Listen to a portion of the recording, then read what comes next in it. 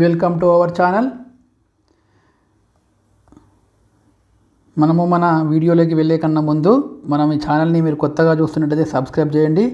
Subscribe చేసిన వాళ్ళు మీరు మన ఛానల్ లోపల ప్లేలిస్ట్లోకి వెళ్ళండి. ప్లేలిస్ట్లో నేను 10th క్లాస్ సంబంధించినటువంటి ఫిజికల్ సైన్స్ ఇంగ్లీష్ మీడియము మరియు physical science both medium bilingual medium వీడియోస్ని సపరేట్గా ఉంచాను. మన ఛానల్లో 6th క్లాస్ కూడా వస్తుంది కాబట్టి మీరు కన్ఫ్యూజ్ కాకుండా ఉండడానికి 10th క్లాస్కి సపరేట్ సెక్షన్లో నేను పెట్టడం జరిగింది. ప్లేలిస్ట్లో మీరు ప్లేలిస్ట్లో చెక్ చేసుకుంటే మనకు 10th క్లాస్ వీడియోస్ మాత్రమే వస్తాయి. మీరు ఫస్ట్ నుంచి వరుసగా ఫాలో అవ్వండి. నేను టోటల్గా ఈ అకాడమిక్ ఇయర్లో మీకు ప్రతి చాప్టర్ని మీకు అర్థమయ్యే విధంగా ఎక్స్ప్లెయిన్ చేయడానికి ప్రయత్నం చేస్తాను. మీరు మన ఛానల్ ఫాలో అయితే మీకు ఫిజికల్ సైన్స్ మీద మంచి కమాండింగ్ వస్తుంది అనేది నా అభిప్రాయము. ఓకే, మనము మన టాపిక్ స్టార్ట్ చేసుకుందాం. ఈ part 3 first chapter reflection of light at curved surfaces గోళాకార దర్పణాలలో కాంతి పరావర్తనాన్ని మనము పార్ట్ 3లో వెళ్దాము. ఓకేనా. First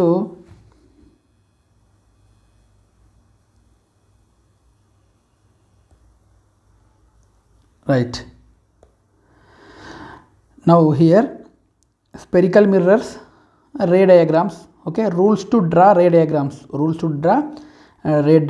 All the rays that are parallel to principal axis gets reflected such that they pass through the focal point of a concave mirror. See here, all the rays that are parallel to the principal axis get reflected such that they pass through the focal point of concave mirror. See here, మనము ఈ రూల్లో ఏం చెప్తున్నామంటే ఎప్పుడైతే concave మిర్రర్కి ప్యారలల్గా అంటే సమాంతరంగా వచ్చేటువంటి రే అనేది ప్రిన్సిపల్ యాక్సిస్కి ప్యారలల్గా వచ్చేటువంటి రే అనేది ఎప్పుడైతే కాన్కేవ్ మిర్రర్ కనుక ఇన్సిడెంట్ అయిన తర్వాత అది రిఫ్లెక్ట్ అయ్యేటప్పుడు ఆ రిఫ్లెక్టెడ్ రే అనేది ఎక్కడి నుంచి పోతుందంట అంటే మనకి ఫోకల్ పాయింట్ నుంచి పోతుందంట. ఎక్కడి నుంచి పోతుంది? ఫోకల్ పాయింట్ నుంచి వెళ్తుంది. See here, this is the incident ray parallel to the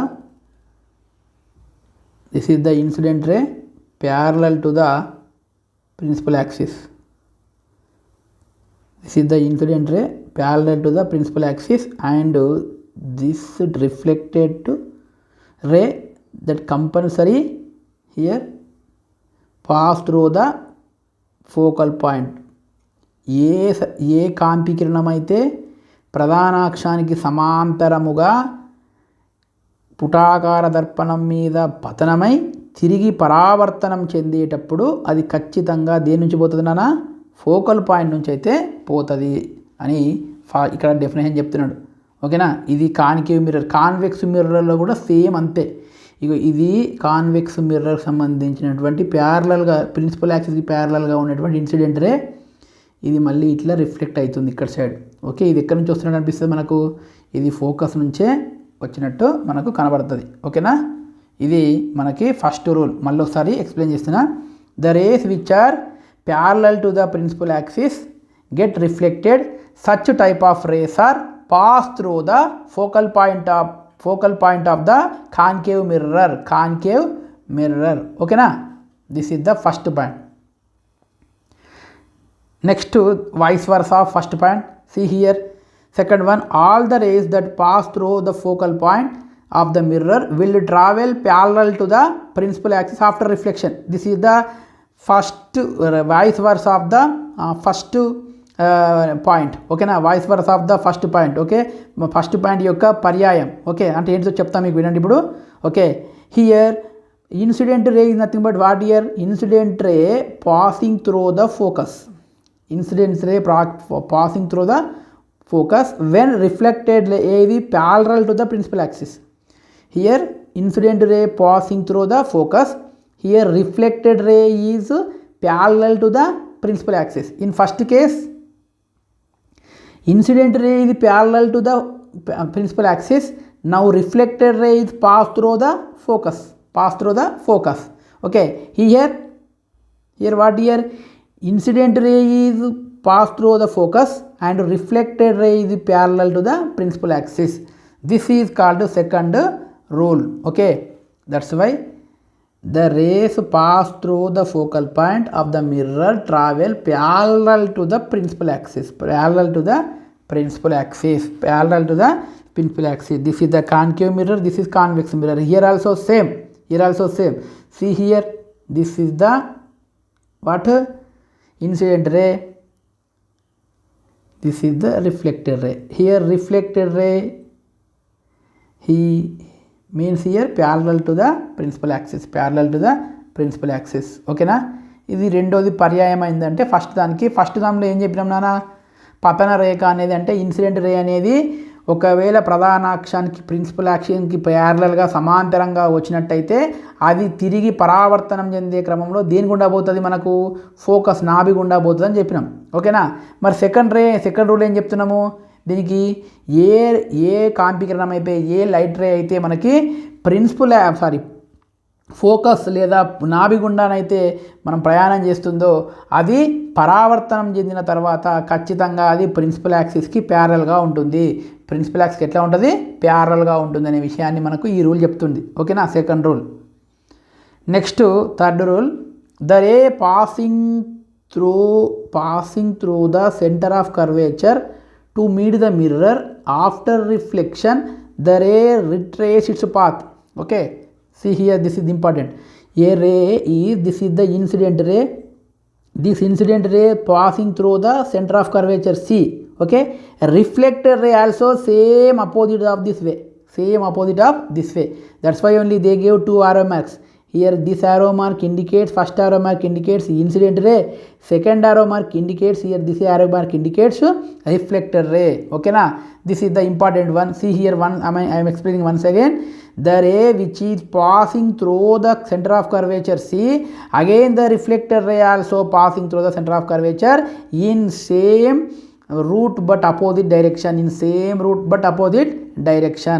Okay na, ఏ కాంతి కిరణం అయితే ఏ లైట్ రే అయితే మనకి సెంటర్ ఆఫ్ కర్వేచర్ అంటే వక్రతా కేంద్రం నుంచి కనుక ప్రయాణం చేసి అది మిర్రర్ మీద పడ్డ తర్వాత మళ్ళీ అది రిఫ్లెక్ట్ అయ్యే సందర్భంలో ఆ రిఫ్లెక్ట్ అయినటువంటి కాంతి కిరణం మళ్ళీ కూడా వ్యతిరేక దిశలో వచ్చిన దారి వెంబడే వ్యతిరేక దిశలో మళ్ళీ సి గుండానే అది ఎటైపోతుంది, పరావర్తనం అది చెందుతుంది అనే విషయాన్ని మనము చెప్పొచ్చు. ఇక్కడ కాన్వెక్స్ మిర్రర్ కూడా అంతే. ఓకే, ఇది సి ఏ రూట్లో వస్తుందో మళ్ళీ ఈ రూట్లో వస్తుంది, మళ్ళీ ఈ రూట్లో వెళ్తుంది. అంటే సి గుండా పోయేటువంటి కాంతి కిరణాలు ఎగ్జాక్ట్లీ రివర్స్ వెళ్ళిపోతాయి. ఓకేనా, సి గుండా పోయేటువంటి కాంతి కిరణాలు ఎగ్జాక్ట్లీ ఏమవుతాయి, రివర్స్ అనేది వెళ్ళిపోవడం అనేది జరుగుతుంది. నెక్స్ట్ మన టెక్స్ట్ బుక్లో మనకి ఇక్కడ కొన్ని కేసెస్ ఇచ్చిండు, అవి ఇంపార్టెంట్. మనం దాని గురించి ఇప్పుడు డిస్కస్ చేద్దాం. ఓకేనా, మీరు ఈ వీడియోను ఖచ్చితంగా వాచ్ చేస్తే మెల్లగా కూల్గా వాచ్ చేయండి, 1-2 సార్లు. మీకు ఈ వీడియో చూస్తే ఆల్మోస్ట్ లెసన్లో ఉన్నటువంటి అంతా కూడా అర్థమైపోతుంది. ఓకే, కొంచెం ఎక్కువ టైం అయినా కూడా ఓపికగా చూడండి. Here this is what here here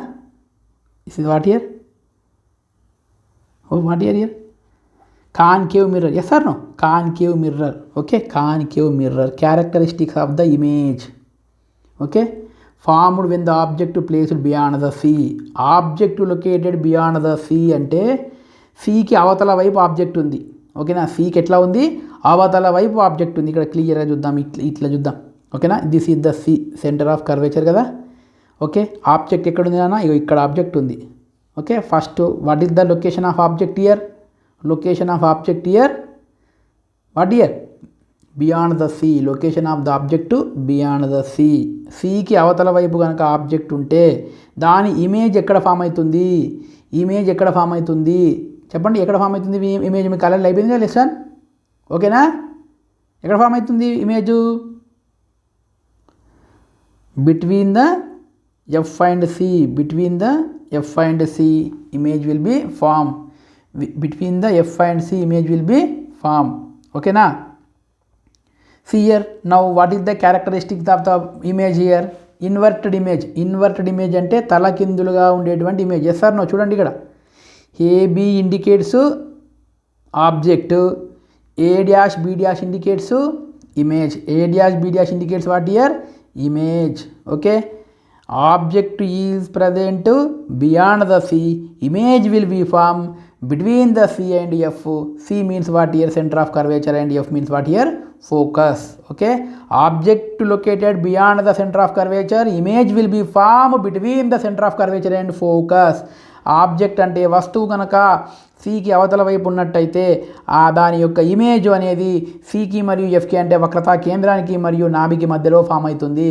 ఇక్కడ వచ్చినటువంటి ఇమేజ్ని ఏ డాష్ బి డాష్తో చెప్తే ఆబ్జెక్ట్ని ఏబితో చూపిస్తున్నాము. మరి what is the properties of image? First one is the image property inverted.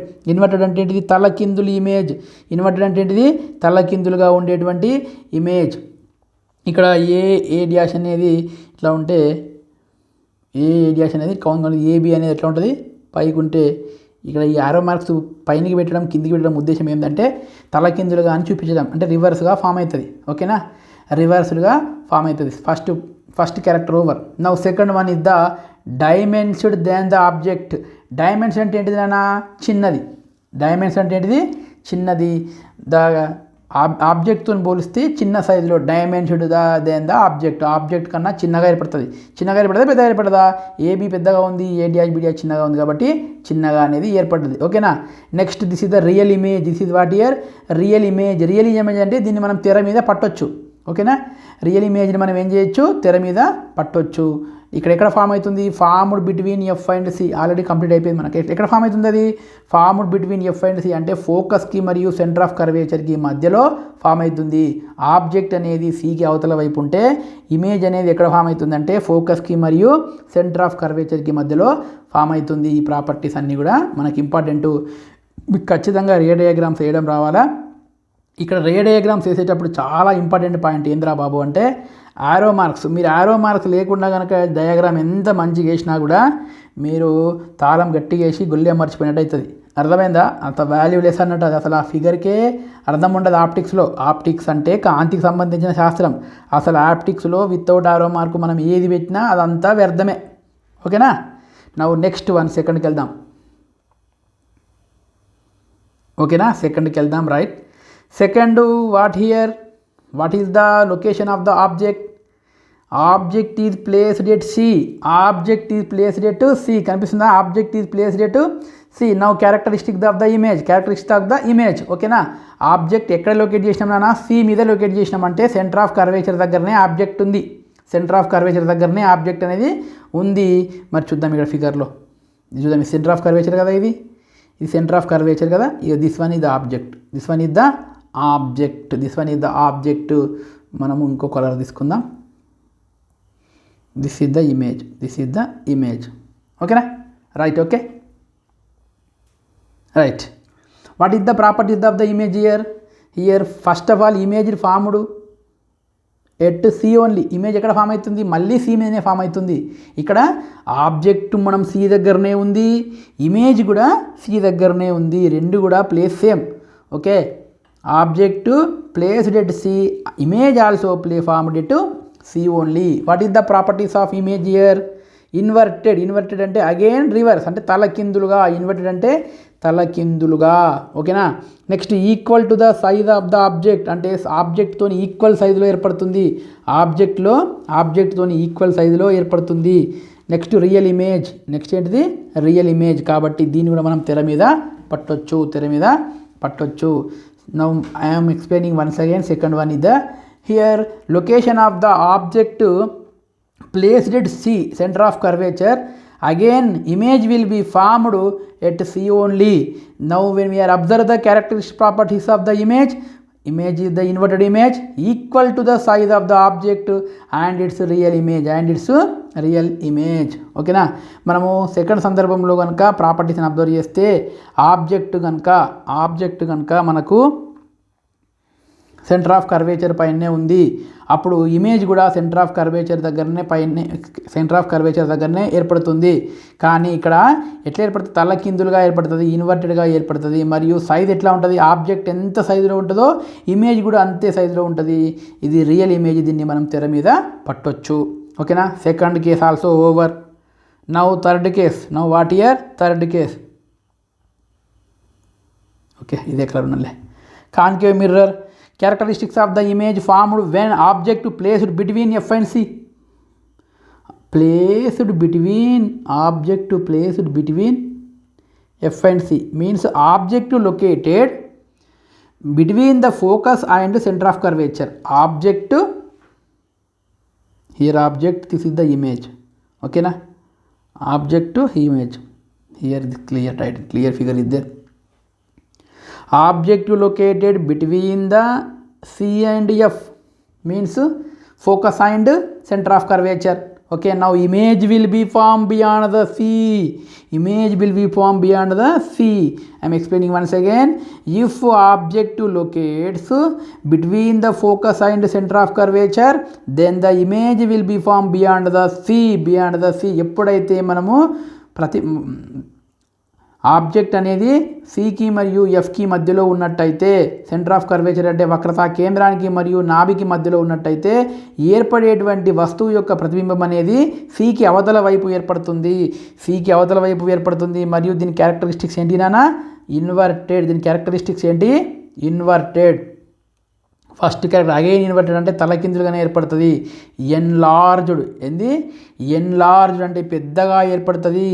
Real image అంటే మళ్ళీ తెర మీద పట్టవచ్చు, దీన్ని రియల్గా ఏర్పడుతుంది. ఎక్కడ ఏర్పడుతుంది? బియాండ్ ద సి ఏర్పడుతుంది. మళ్ళీ ఒకసారి చెప్తున్నా వినండి.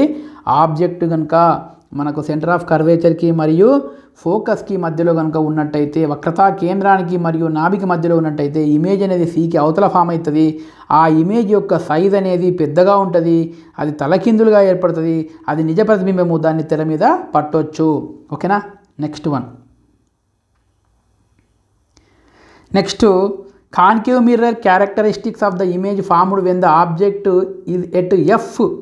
ఓకే, ఆబ్జెక్ట్ ఎక్కడుంది నాన్న? ఎఫ్ మీద ఉందంటే ఫోకస్ మీదనే ఆబ్జెక్ట్ ఉంటే, two reflected rays are parallel to each other, they do not intersect if extended either sides, so we can not say whether they form real or virtual image, but we say the image is formed at infinite. ఓకేనా? ఇక్కడ ఏమవుతుంది? Object కనుక మనము focus మీద కనుక ఉన్నట్టయితే ఇక్కడ చూద్దాము, ఇదొక లైన్ ఉంది నాన్న, ఇదొక లైన్ ఉంది కదా. ఓకే, ఈ రెండు లైన్లు ప్యారలల్ లైన్స్ అంట. Two reflector rays are parallel. మనకు ఆల్రెడీ తెలుసు ప్యారలల్ లైన్స్ ఎక్కడైనా ఇంటర్సెక్ట్ అవుతాయా, ఖండించుకుంటాయా? అసలు ఖండించుకోవు, ఎక్కడ పోయినా ఖండించుకోవు. Two reflector rays are parallel to each other, they do not intersect. Parallel to each other, they do not intersect if extended either side. At side అయినా దాన్ని ఎక్స్టెండ్ చేసుకుని పోయినా కూడా అవి గంజుకోవచ్చు. కాబట్టి so we cannot whether they form virtual. అక్కడ virtual image వస్తుందా, రియల్ ఇమేజ్ వస్తుందా అంటే మిథ్యా ప్రతిబింబం వస్తుందా, నిజ ప్రతిబింబం వస్తుందా మనము చెప్పలేము. కాబట్టి మనం ఆన్సర్ ఏం చెప్పొచ్చు? ఇన్ఫైనైట్. ఇమేజ్ ఎక్కడ ఫామ్ అవుతుంది అంటే అనంత దూరంలో ఫామ్ అవుతుంది అని చెప్పొచ్చు. ఓకేనా? Image will be formed at infinite if object located on the focus. If object located on the focus, the image will be formed at infinite. Why? Because the two rays are parallel. Parallel rays does not intersect if we extended other sides. That's why we don't know the characteristic of image are real or virtual.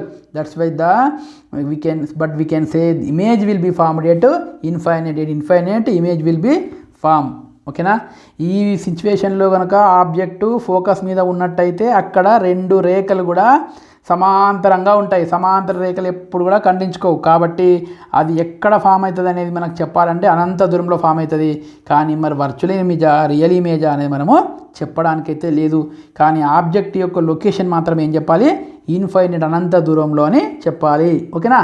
Next concave mirror characteristics of image formed, object is placed between P and F. Now object P and F అంటే P కి మరియు F కి అంటే object located between the pole and focus. Now image will be formed what here? Beyond the mirror. Image will be formed here beyond the mirror.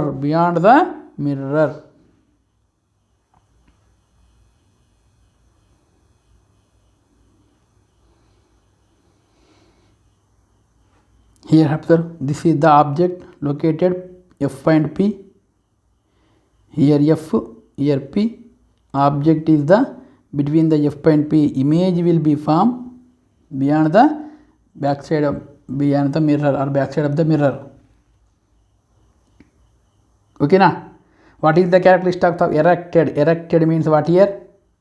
Erected, enlarged అంటే పెద్దది, virtual image అంటే మనం తెర మీద పట్టలేము, ఎరెక్టెడ్ అంటే నిటారుగా అంటే ఇక్కడ తలకిందులుగా ఏర్పడుతుంది. ఈ సందర్భంలో నిటారుగా ఏర్పడుతుంది ప్రతిబింబం.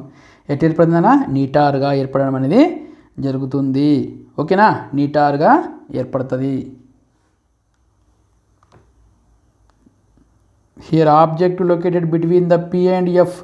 Object located between the pole and focus.